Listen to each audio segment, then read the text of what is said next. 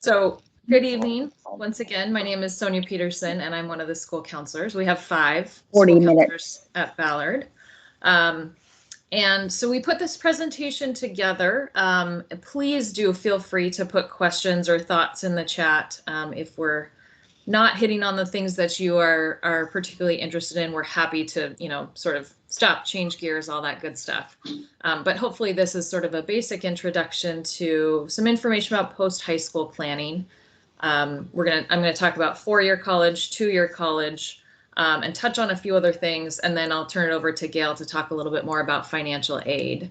And again, we're happy to dig more into any of those categories. And go to the next slide. So I put this first slide in just sort of giving a little bit of the latest data. I took this from our system called Atlas just a couple of days ago, looking at who we are at Ballard, what our current numbers look like. We're standing at just almost 1,700 students. We're a little smaller than we've been in the past, and we are expecting to grow. Again, now that Lincoln High School boundary has changed, we expect that our incoming classes are going to continue to get bigger, and we're going to keep growing once again. I wanted specifically to add in the race and ethnicity piece there on the right-hand side. So we are currently, again, this is data as of just a few days ago, at almost 73% white. And then you can see the breakout of other race and ethnicities from there. And I actually kind of like that data too, because it actually gives both percentages and actual numbers of students. So as we're thinking about the community that our students have and who they're seeing in school, I sort of like that. Next one, Robin. So as we have these conversations about planning for what we like to say is we like to use the term post-high school. We know that we are by and large a college-going community, but we want to be sure that we are always presenting options for all of our students and not placing one thing above another.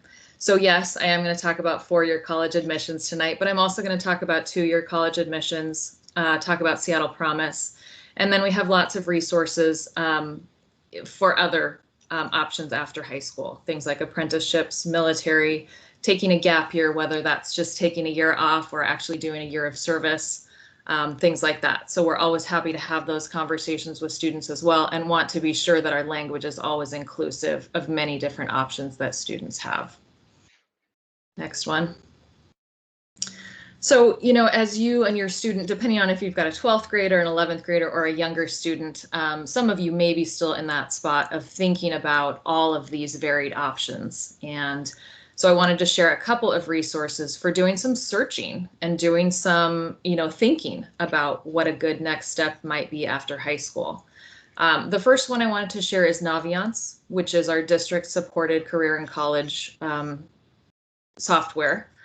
Students all have access to Naviance, and in fact, just as of this week, counselors have been in classrooms working really hard in the last month or so, and we have visited every grade level, presenting lessons about Naviance, how students can use it, and then specific tasks for each grade level.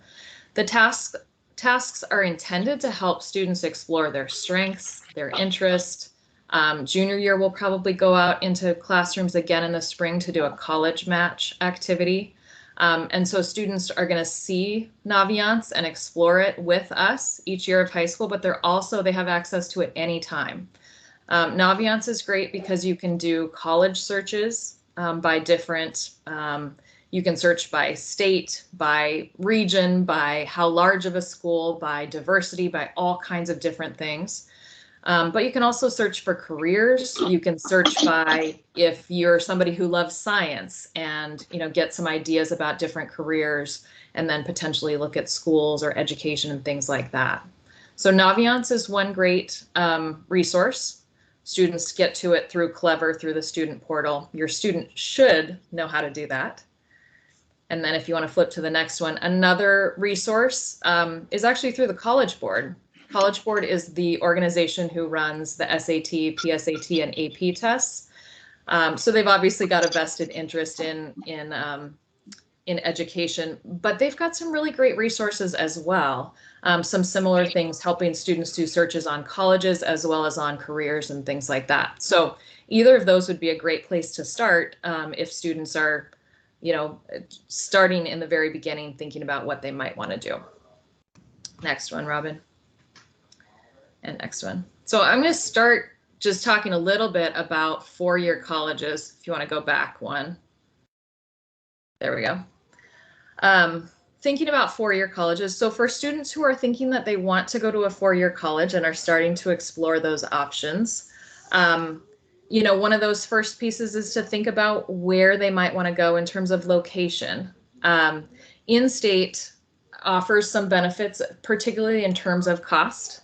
Most states subsidize the higher education costs of students who are residents in the state, meaning that in-state tuition is typically less. However, we always want to be really careful and thoughtful to encourage students to apply to the schools that they really want to go to, because financial aid oftentimes does help to even those pieces out. Not always, and oftentimes an in-state school does end up being cheaper than an out-of-state school, but it's really worthwhile for kids to be applying to the schools that they're interested in first and foremost, and then to see where aid comes in.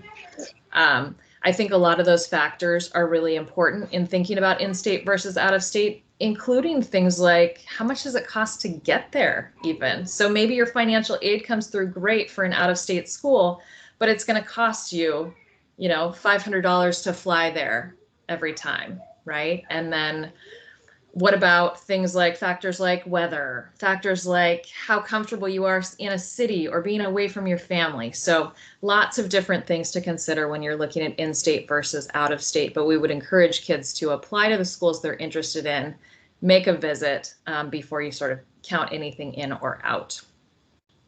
Next one, Robin. So thinking about timelines. So if you have a current senior, many of our seniors who are applying to college are really right in the middle of this timeline right now. If you have a junior, this might be helpful information for you to know as you're thinking about what next year might look like. This chart shows you the different types of applications that students can choose when they're applying for college. Most students are going to be in that third one there that says regular decision. Regular decision is sort of encompasses anyone and everyone who wants to apply to that school. And those deadlines, particularly in Washington State, particularly for our state schools, are typically in January. Some of them might be in December, might even be as early as November, but typically January is pretty common.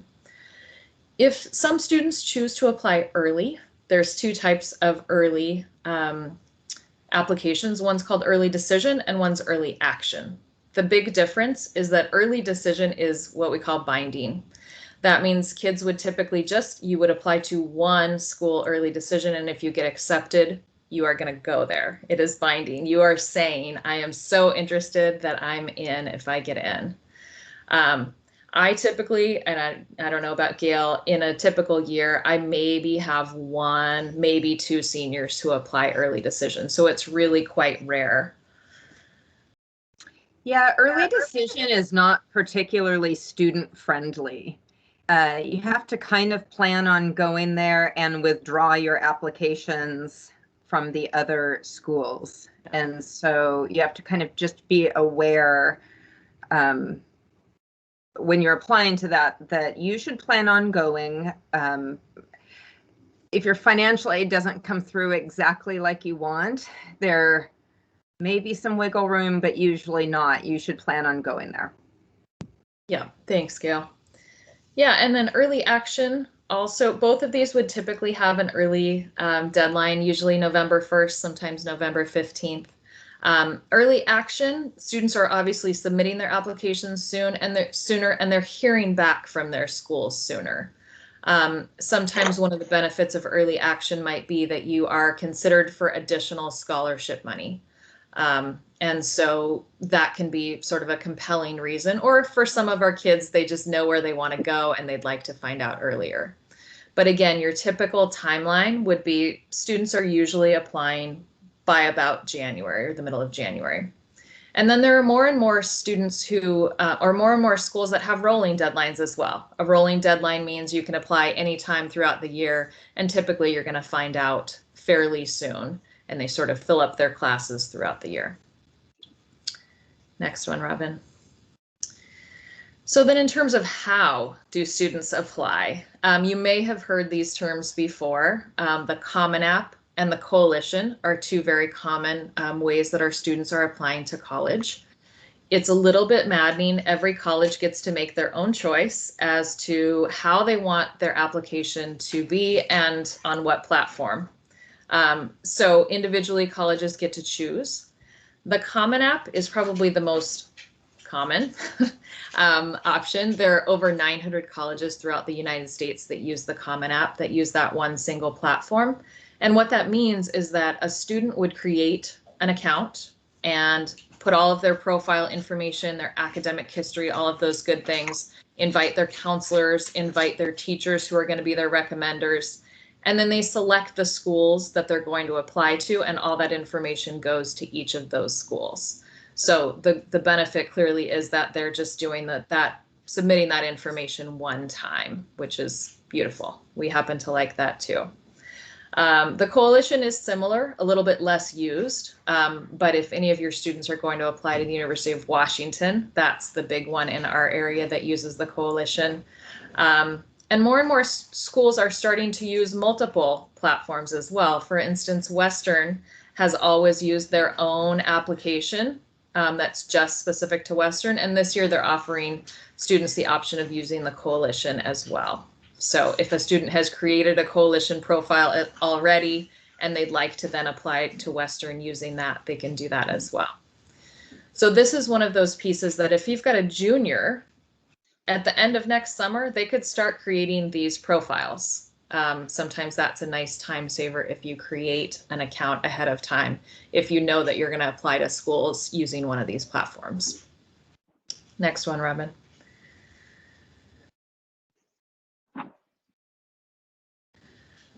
So I could talk for a long time about this slide. I won't, but I do want to give you a few details. If you have a senior who's applying to colleges, they're probably in the midst of gathering many of these things already. If you have a junior, these are important things to be thinking about as well. So what I sort of recommend when I'm talking to my students who are applying to college is to make themselves a list, a spreadsheet, a whiteboard, whatever it is that makes sense, with the schools that they're applying to or that they're thinking of applying to, the deadlines, and then to go one by one through each of those schools and find out what things they need in order to submit their application. So things like transcript. How does this application get my transcript? If they're applying on the Common App, they're going to invite their counselor, and your counselor is going to upload your transcript for you. So that's really easy. But for some schools, you might actually list your own classes. So for instance, for the University of Washington, students self-report their classes and their grades. So they would need to have a copy or access to their transcript and their classes. So transcripts, letters of recommendation. The big warning I will give on letters of rec is those of us who write letters of rec, we love to do it and we're happy to do it for your students. And it's a lot of work to write a good letter of recommendation. So we would much prefer that if a student doesn't need one, they don't ask for one, and that they're respectful of the time of the people who are writing them. And so again, that could be part of that process, is looking at the schools that you're planning to apply to. Do they need a letter of recommendation from a teacher? Do they need a letter of recommendation from the counselor? Colleges want exactly what they ask for and nothing more. So it actually really doesn't help to submit additional letters if that college doesn't want them. Starting to work on an essay. Senior English classes will work on college essays. That's one of the very first units they do, which is amazing. It's great. That's a great help for our students, but looking to see if your college needs an essay. Seeing if there's an application fee, and contacting your counselor if you need help with that application fee. We're always happy to work on fee waivers as well. And then standardized tests, that's one piece that's that's changing in our world. As of this year, all of the public colleges and universities in Washington state are permanently test optional, which means that students do not need to submit an SAT or an ACT score in order to apply to that college or university. It also means that if you don't submit a standardized test score, your application is not considered lesser. And if you do choose to submit a score, it does not put you on the top. So that's important to know as well. And Sonia, I'm sorry, I just want to add one thing. Test optional is if you send it, they'll consider it. If you don't, it's fine. Test blind means that even if you send it, they will not consider it. They don't see it. Thanks. Next one. And Robin, please tell me if I'm going too slow and I can speed up. So that was a little bit about four-year colleges. I wanted to share a little bit about two-year colleges as well, and about Seattle Promise. And Robin, go ahead to the next one. So applying to two-year colleges, the time frame is a little bit different in that it's a little bit more of a rolling admissions process. So I would still encourage, if it's November of next year, your student's a senior and they know that they want to go to a two-year college, they should apply then. The big reason to apply earlier to a two-year college is financial aid, is ability to access scholarship money. And so that would be a big incentive to still apply earlier. But two-year colleges have open admissions policies, meaning essentially you complete the application and you will be accepted. Two-year colleges are a wonderful place to start, particularly for many of our students who aren't quite sure what they want to pursue in terms of a career. That can be a great place to, get a really strong footing in college. I put two links in there. One is to the link to apply to two-year colleges. Many, if not most, of our two-year colleges in Washington state are now using the same application. It was new as of last year. So that application is a good one to know. You would complete one application, and then you can submit it to any of the schools you'd like to apply to. And then there's also a link there for programs. Two-year colleges are a fantastic place to look at technical and trade programs as well. Go ahead to the next one, Robin. I'm going to talk a little bit more now about Seattle Promise. I've got these beautiful slides that came directly from one of our Seattle Promise outreach specialists. So I wanted to share just a little bit about this local opportunity, which is through Seattle Promise. Any graduate of a Seattle public high school gets 2 free years of community college at North Seattle, Seattle Central, or South Seattle colleges. There's no restriction when it comes to income, to GPA, to any of those things. It is strictly you graduate from a Seattle public high school and you are eligible for Seattle Promise. It is 2 years or up to 90 credits. So that means that if your student has done Running Start and has earned some college credits already, they may have less credits with Seattle Promise. Go ahead to the next one, Robin. One of the things that I think is really amazing about Seattle Promise is that they've got an incredible network of support for the students that are in the program. So not only is it free tuition, but they also have academic support, career and internship assistance, advising at a really beautiful level for our students who are transitioning, right? So when students go to a 4-year college, they may have to do more self-advocacy to, access their advisors and things like that. With Seattle Promise, students are assigned to advisors who are helping them to sort of tailor their education to what their goals are. So if their goal is to transfer to the University of Washington, that advisor is helping them every step of the way to make sure that they're meeting the things that they need to do to make that happen. Next one, Robin. Again, 3 locations. So Seattle Promise is only with these 3 Seattle colleges. So for instance, if a student wanted to go to Shoreline Community College, that is not covered under Seattle Promise. Next one. Again, the breadth of programs that are offered through these three colleges is really amazing. So I've got seniors that I'm working with right now who are looking at culinary, who are looking at fire sciences, all kinds of really cool things that they're going to be able to do through these different programs at Seattle Promise. And can I just add that not every North Seattle College has some different programs than Seattle Central or South Seattle College. So it might be if you're going to culinary, you might be focused more on South Seattle College. Mm-hmm. And so it wouldn't just be based off location. Some of them, they have similar programs, but they also have some different programs. Yep. Yep. And again, you know, when students are doing Seattle Promise or attending a 2-year, there are really two different tracks. One is completing your basic undergraduate requirements so that you can move on to a 4-year college and earn a 4-year degree. And for some students, it is a technical or professional program, a 2-year program, and then getting started in your field.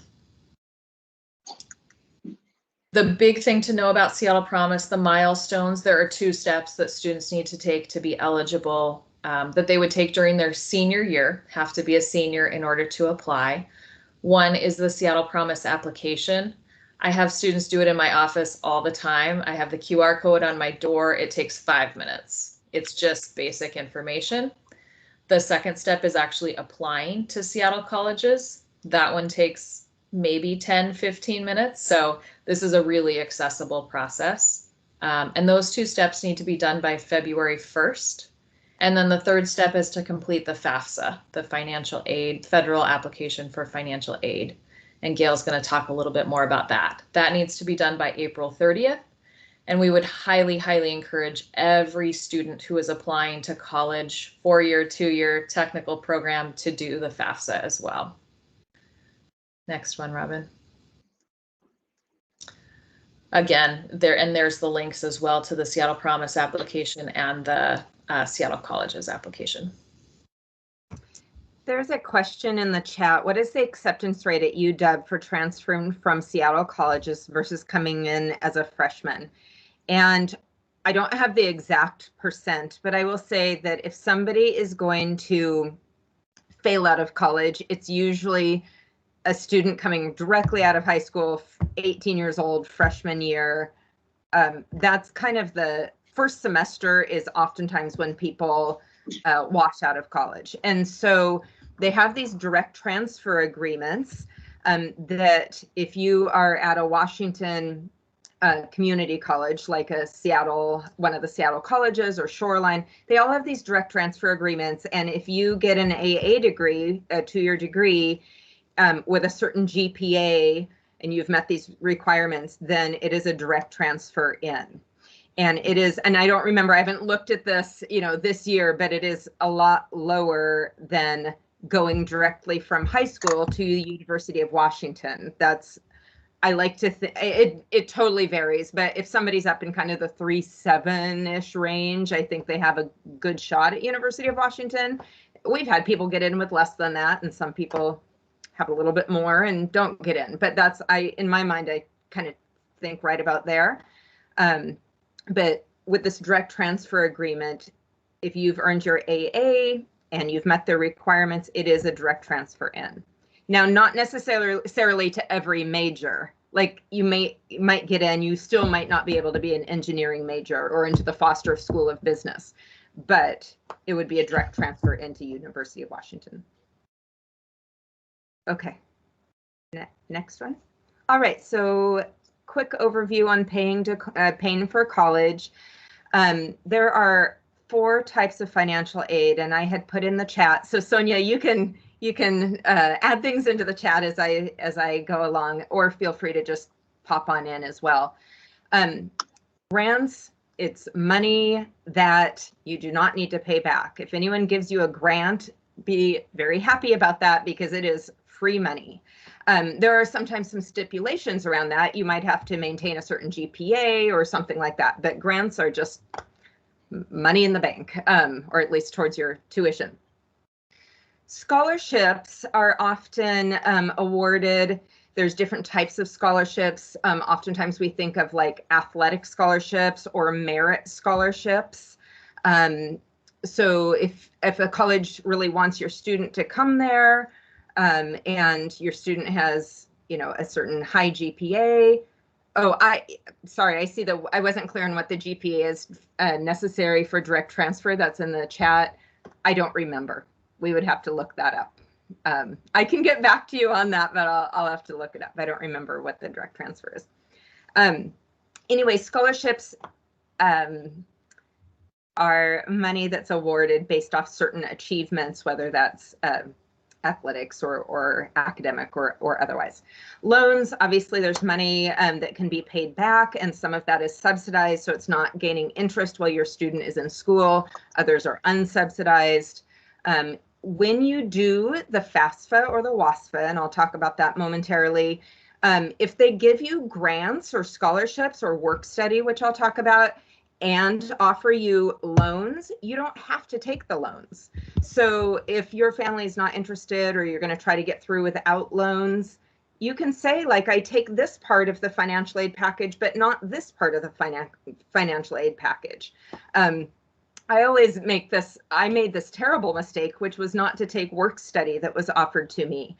I was a Pell Grant recipient, and I had some loans as well, and I had the opportunity to do work study, and I thought, well, working in the library doesn't seem all that much fun to me. I would rather work in a clothes store. And think about your student. If they were going to make $15 an hour at somewhere fun like REI, or $15 an hour, monitoring a computer lab, which one would they rather do? Many students would pick REI. The difference for work study, and it's like what I want to tell everybody is, let's say they make $10,000 in a year. The following year, that work study money is not going to be seen by the financial aid process. It's invisible. But the money from a part-time job, the employment money that your student pays taxes on, is seen then by the financial aid system the following year when they go to fill out the FAFSA again, or the WASFA. Every year you fill out the FAFSA or the WASFA. I'll talk about the differences, and it has no memory. So every year you're doing it like it's the first time, and that's why I recommend work study if you qualify for it. Do they pay taxes on work study? I don't believe so. I can't remember because I didn't take it, but if your child has offered it to you, you should take it. I don't think so. But most importantly, it's not seen the following year. Okay, Robin, sorry, I'll be more succinct. How do you apply for financial aid? So most families you would only ever do one of these: the federal free application for federal student aid, or the Washington application. What is this? What is it, Sonia? Washington application for state free aid or something. It's the Washington one is the WASFA one. And you would only ever do the WASFA one if your student is undocumented, or a DACA recipient, or there's some other select non-citizens that can do the WASFA. But if you can, you do the FAFSA because it's the federal money. And so there's a link there in the website. Which one would you complete? I feel like I have a lot of families say, well, we just know we won't qualify. I think you should still do the FAFSA or the WASFA, and here's why. You might get it back, and they might not offer you anything, but there are scholarships that you cannot apply for unless you've gone through the FAFSA process or the WASFA process. So even if you get nothing back, okay, then you get nothing, then they don't offer you anything, but there are still some scholarships that has to be cleared first before you can apply for those scholarships. There's another one called the CSS profile. You would look at your college to see if they require the CSS profile. That one is a little bit more, I don't want to use the word invasive, but they ask you, like, how much is your home worth? How much do you still owe on it? They ask about retirement. None of that happens with the FAFSA. The FAFSA is based off your income from the year before. We have a hand up, a question. I will try my best. No, I just wanted to mention, I just finished filling out that CSS profile. And if you're a single parent, the advantages of the FAFSA is that they only take the income of the parent that the child lives with the most time. But then some schools require that CSS, and I had to get all the tax information from my ex-husband for these couple schools that required it. And they will actually require you to upload the W-2s and the 1040s for both parents. They even asked me what car I drive and what kind of, like, if I have a lien on it. I was really, really surprised at how much more they were asking. And it was just like 3 schools of her 10 that wanted it. So be prepared if you have to fill out that CSS profile. And thank you. And the CSS profile tends to be colleges that are a little bit more selective / expensive. So that is where it kind of tends to come in. They want to get more information. Sometimes those colleges will offer you more merit aid. I mean, you probably are not going to get a ton of merit if you're going to a state school, right? But if you're going to the private, they like to be called independent schools, you know, the ones that have the $60,000 price tag on it, which most of us can't just write a check for, they might be able to offer you more in terms of, because they have larger endowments. So, okay, next slide. So getting started, I need my reading glasses and I don't think I have them here, but what do you need to get started on the FAFSA or WASFA? You know, this whole process, if you sat down to do the FAFSA, I personally think the hardest part of it is creating the account, the initial account. You have to come up with this key, make sure you're writing all, you know, how it is, writing your username and password and all that stuff down. Once you get into it, it's going to say like your name, your address, your, you know, information. And that's actually your student's name and information. So one thing parents have done is, you know, they start typing in their information. And then they get down to the part that says your parents' information. They have to go out back and like take it all back out again. But you'll fill out your information and you'll put in, let's see, if you're a senior family right now, you would put in your income based off your adjusted gross income from 2020. You'd put that in now, and then when you do your taxes in January and you get, or whenever you can, and get that all figured out, then you would be able to add that. They typically think that income doesn't change a lot year to year. For some families, it does, but it's based off what's on your tax return. Anything? I can't see that, Sonia. Was there anything else there you want to say about the WASFA? It's just the Washington state aid one. Yeah, absolutely. This was a great handout that our Seattle Promise outreach specialist created. It is really tiny here, but we're happy to, I can send this document to Robin as well, if that's helpful. It's just a super nice way to know before you start the FAFSA, what do I need to have in order to complete it, or the WASFA. Yeah, thank you.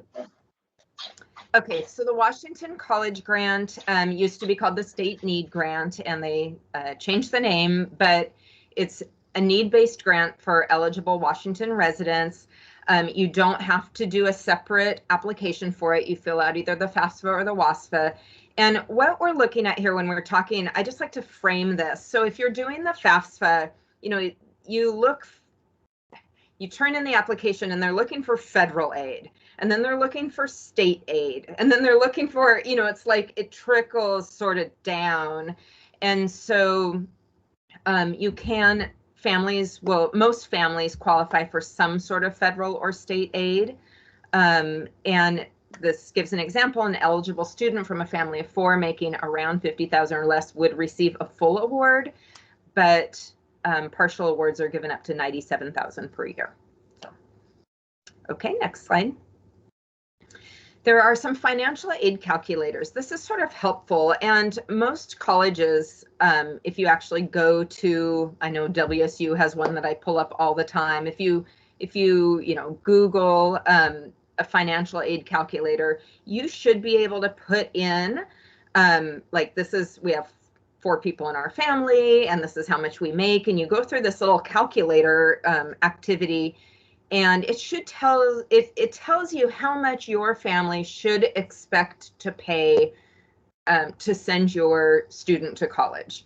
And if you are expected to pay, let's say, for round numbers, $12,000 a year, and the cost of tuition is $40,000 a year, so then that's a gap, and that's a gap that has to be filled somehow with aid. That's the idea. So if you have an expected family contribution of a certain amount and your college's tuition is so much higher, then between, you know, loans and aids and work study, that gap is supposed to be filled. Now, some people think that what they get in terms of expected family contribution is a little bit like outside of what they feel comfortable, but there is a calculator to where you can look at that and see what they think you should be able to pay. Okay, so there is this Washington Student Achievement Council is great, and they have a lot of college help available with, especially with paying for college, helping families figure out what they're supposed to be doing. And so there is a text otter, signing up for text messages to get information. And you can text like, hey, we're doing the FAFSA and we're confused, and they will respond to you, I think, pretty quickly. It's like a 24-hour day sort of thing. So if you're 10 o'clock at night, you're doing the FAFSA or the WASFA and you need help, they should be able to get back to you within a pretty quick time frame. Okay. And then there are, again, with the Washington, with these state, they're trying to get more people to do the free application for federal student aid or the WASFA. There's a 12th year campaign that will help you with filling it out. And there's one coming up December 1st, and you can register. It's, you know, free. It's just you go and you can register at that website there. Seattle Promise, Kelsey Peranto is fantastic. She's this Seattle Promise specialist who is assigned to Ballard High School. She also, they're hosting FAFSA workshops for students and families, and you don't have to be doing the Seattle Promise. I find that people working in the financial aid offices are really passionate about helping students and families pay for college. And whether you're going to their school or not, they will help you. And so there are some workshops available through them as well. Okay, next one. Just really quickly, the Western Undergraduate Exchange, we call it WUI. It is the Western states have agreed, and it's kind of like, we'll send you some students, you send us some students, and it's this agreement that even though I might be going, my child might be going to, you know, an Arizona school or a Colorado school or a California school, we agree to only pay up to 150% of this tuition, the institution's resident tuition rate. So it's not quite the same as in-state tuition, but it's not as expensive as paying the full out-of-state tuition. And every, I get a lot of students asking questions about this. Every college that participates in this kind of handles it differently. And so you need to go, like if somebody's interested in the University of Montana, you kind of have to go to the University of Montana's website and look up Western Undergraduate Exchange. Some colleges automatically, if they see that, you know, they get a college application from Washington, they will automatically put you into the running for their WUI rate.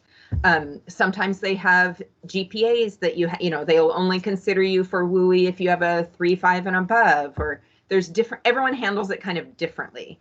I was recently on the Western Undergraduate Exchange website, and you can see I had a student looking for, like, she was looking for a specific career, like a major, and she wanted to make sure if she was applying to one of the WUI schools that it had that major and that she could access that if she went to that school. So there's a ton of information on the Western Undergraduate Exchange website, but when you are applying to the schools, you would need to check their specific application portal, their specific website. Okay, next one. Okay, this is kind of what I was saying. So but there's like the federal, there's the state, and then there's all these different levels, right? The WASH board is one that I want to bring to your attention. That is Washington specific scholarships. So the WASH board refers to Washington. The FastWeb I really like. I filled this out actually when I was going back to school to get my master's, and I remember a number of questions. They asked me all sorts of questions about me, about my family, and what they're trying to do is match you to, like, my last name is Olsen, so I have, you know, Swedes going back on one side and Norwegians going back on the other. So they were asking me these questions, and it was, you know, like the Swedish society, I'm not trying to think. Anyway, they would have a specific scholarship then, or the, you know, do you have a, was your, did you have a grandparent in World War II? You know, it's like things like that you're going, I'm trying to think back. And they're trying to match you with scholarships. That's what FastWeb is, kind of a global sort of thing. Naviance, if your student logs into Naviance, they can search for scholarships there. And of course, I did this kind of backwards. I went from the bottom bullet up, but on the Ballard High School website, there is a Ballard High School and Seattle Public Schools Scholarship Bulletin, and those are updated regularly, at least monthly, and there's scholarships added all the time that students can go through and see if it applies to them. Not every scholarship is going to apply to them, of course. One thing I wanted to just note is that, oh, sorry, can you go back one second? Families should not pay for scholarships or matching services. If anybody says for $25, I can match you to scholarships, it's not exactly that it's a scam, but no scholarship is going to charge you. It's just unnecessary to pay for it. That's what I want to say. It's not like they're necessarily scamming you, but it's everything should be able to be found for free. Okay, next one. And then there are some specific scholarships for students of color, and we will have these links up there. Oftentimes, students should, I think, connect into the colleges they're interested in going to. When they have applied, they can connect with the financial aid offices at the colleges and see what scholarships that specific college may have, be able to match you to. All right, next one. Resources at BHS, at Ballard High School. So yeah, where the school counselors are all divided by last names. Sonia mentioned she has A through, was it CI? Yeah.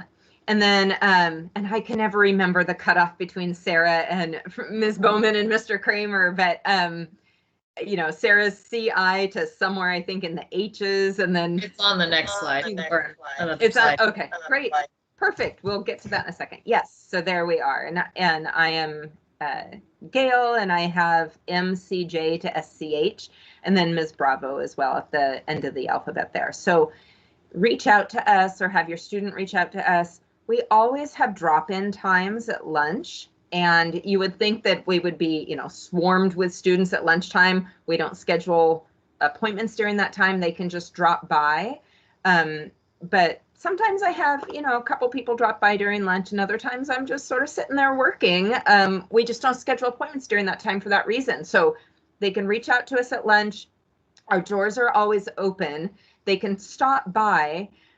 If we are busy or in meetings, which we often are, then obviously, you know, scheduling an appointment is easy enough to do. People can reach out to us, or you can schedule meetings online as well, either on our Schoology pages or on the Ballard High School Counseling Center website.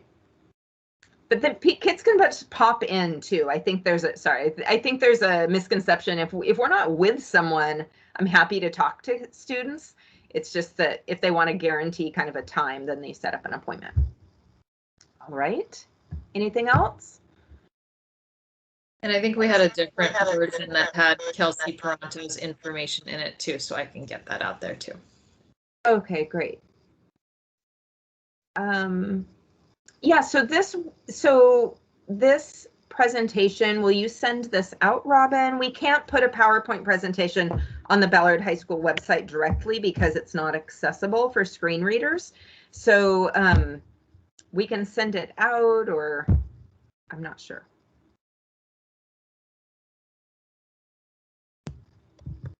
You're muted, Robin. Sorry, I'm putting it in the chat right now. So there is the, oh, hit enter. There it goes. So there's the presentation link right there. And all of the links are live. And I will find the one with Kelly. Is it Kelly? With the Seattle Kelsey. Promise person. Kelsey, with And Kelsey. Robin, we had made that little thing today, the handout with the 4 different years. Yeah, I thought this was the one that I downloaded. Okay, let me find the other one. Are there any questions while I'm trying to make sure that I have the most updated one?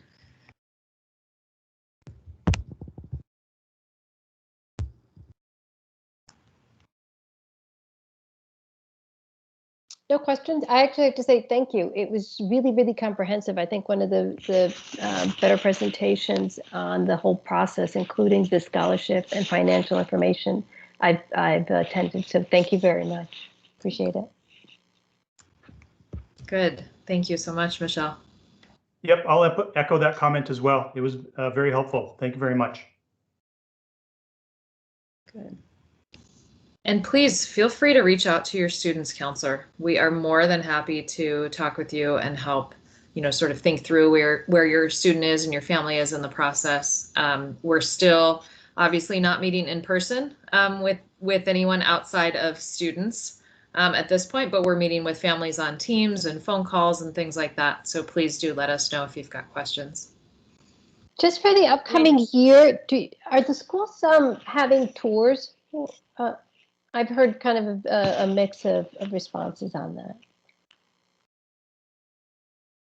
Is the question towards having the universities? The universities having tours? I mean, as kids now are thinking about where they want to go, do you know if they're holding tours? Some are, yeah, for sure. There was a year where nothing was happening, and they have been opening back up again. I tell students that if possible, it's great to go visit a college to get the flavor of it, to see what it's like. Ideally, if they're in person. I know a lot of students like to go over the summer, but if the classes aren't in session, and sometimes that's the only time you can go, but if classes are in session, it gives you a better feel for kind of, if that's your scene, if students would like it. But yeah, they are opening back up. We at Ballard High School have been able to, in the past, have representatives from colleges come to our high school and present to students. We're still not able to do that. As you know, we can't have people in the building. So we are doing those virtual. So we still have the colleges, students still sign up for them online through Naviance for those presentations, but it's a Zoom meeting or a Teams meeting. And I'll just piggyback off that to say that if you have a younger student, 11th grade or younger, that's one of my biggest recommendations, is to set foot on as many college campuses as you can. So even if your student says, no, I don't want to go to UW, that's not my thing, even, walking through the campus, grabbing a student newspaper, get something to eat, sit and watch the cherry blossoms, whatever it is, to even just get a gut feeling for what does it feel like to be on a big urban campus. And then go across town and go to SPU and sit on that campus. So even if these are not schools you're considering, what that gut feeling tells you is really important as well. So then you go back to Naviance or College Board Big Futures, and then you start to put some of those things into their search engine of, ooh, no, urban, don't like that, or, other pieces like that. All of those things are going to help to inform those decisions. Students come in a lot and they say, I have no idea where I want to go to college. And they're thinking in terms of, the hundreds of colleges throughout the US. And when we start talking about it, do they want to sort of stay West Coast or East Coast? Are they looking to go to school in, the southern part of the United States? Or when we start talking about it, they usually say, oh yeah, well, I wouldn't want to go to Alaska. Okay, great. You've just narrowed it down. We can start talking about it. do they thrive off of the energy of a city, or would they really rather be out, in a rural or suburban kind of setting? Thinking about large scale like universities, that's a very different experience than a small liberal arts college. So you can kind of start to narrow it. They can start to narrow it down just based off sort of what their personality is like, or what they're looking for, and they may not know yet, but.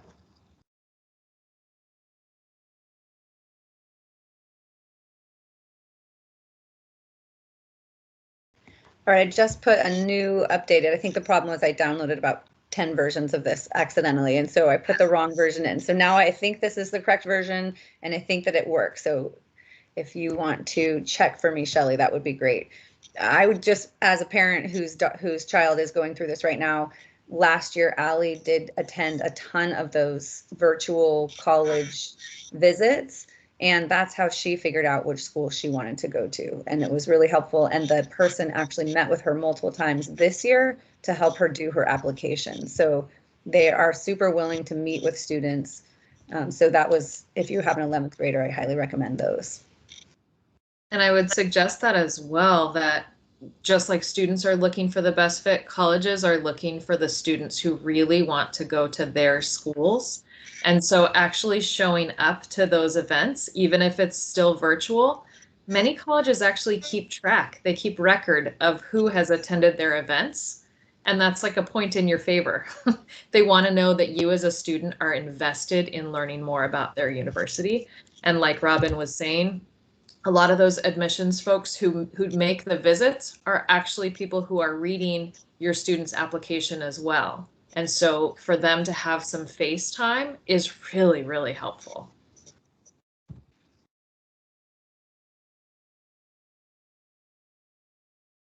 Okay, so I'm having some problems. I clicked anyone can access, and for some reason it's not working, but I will send this out to everyone, and I will also put it in the slideshow that I send out with the minutes, and we'll get it to work for you. And that one, it does have the list of what you can do in each year. Okay, sorry, Shelley. I will fix it. No problem. Thank you. I appreciate it.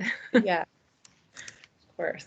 Okay, well, we are 15 minutes over, 13 minutes over time. So thank you everyone for all of your patience and hanging with us. It's been so great to meet you all and see you all.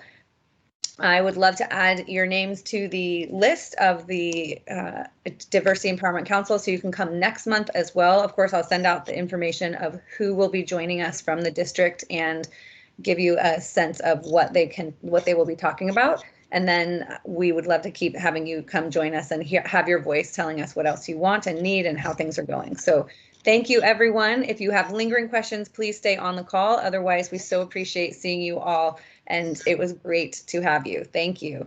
Thank you. Happy Thanksgiving, everyone. Yes, Thank everybody. you. Have a great Bye. day. Hi, I just had a question for one of the counselors. I don't know if I can ask. I was just looking on the WUI website now, and it says you have to indicate on your application that you want to go to those schools, and I'm not sure that my daughter did that. So, but I don't think there was a space or an opportunity to do that. So do you have experience with how that, like, she wants to apply to UC San Diego, but the UC is just a common application, like they have the same application for all the UC schools. I'm not sure how she would indicate WUI on there. UC San Diego is not part of the WUI. Oh, it's not? No, you have to, when you go on the website, it has a list of all the different schools for each state. Yeah. It's not every school. I just went on the website. Yeah, I don't remember where I was on the website, but we went through the list as well, and it tells you which schools from each state. And I believe it's UC Irvine and UC, but UC San Diego is not one of them. I only know that because Allie wants to go to UC San Diego too. That's where I graduated from, and it's very expensive and it's not on the WUI. Okay, because I went on the WUI, I just Googled it. It takes me directly to this WICHE, W-I-C-H-E, Western I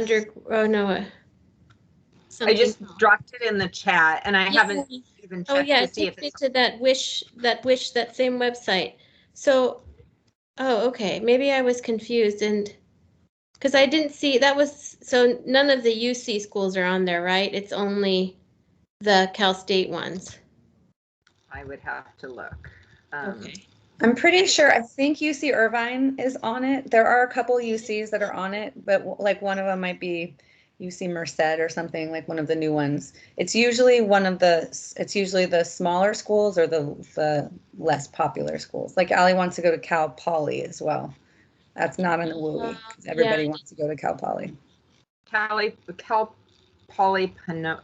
Pomona is, but not San Luis Obispo. Yeah. Oh, okay. All right. I don't think that Nalia wants to go to any of those schools, unfortunately. Right. Okay. California State University, Bakersfield. So it does vary. You have to kind of search it out and see. And then once you find the school, if you find one that your students interested in, then you look at programs that they And would. it is sort of maddening, like Gail was saying, because every school is a little bit different. Some schools will automatically consider you. Some schools you have to fill out an additional application. So yes, we feel your pain in trying to sort of sort through those I details. see what I was looking at. It says that 7 California institutions are members of the Western Academic Leadership Forum, and then UC San Diego's in there. But oh, it's not part of the WUI. Okay, I get it.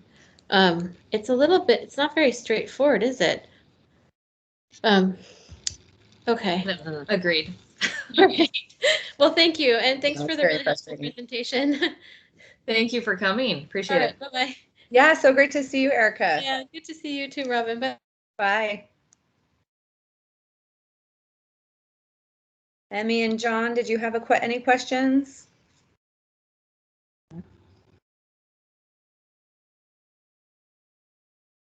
Okay. Thank you, you too. That was fantastic. Oh, let me stop recording. Oh my gosh, how am I so bad at Teams now? This is crazy.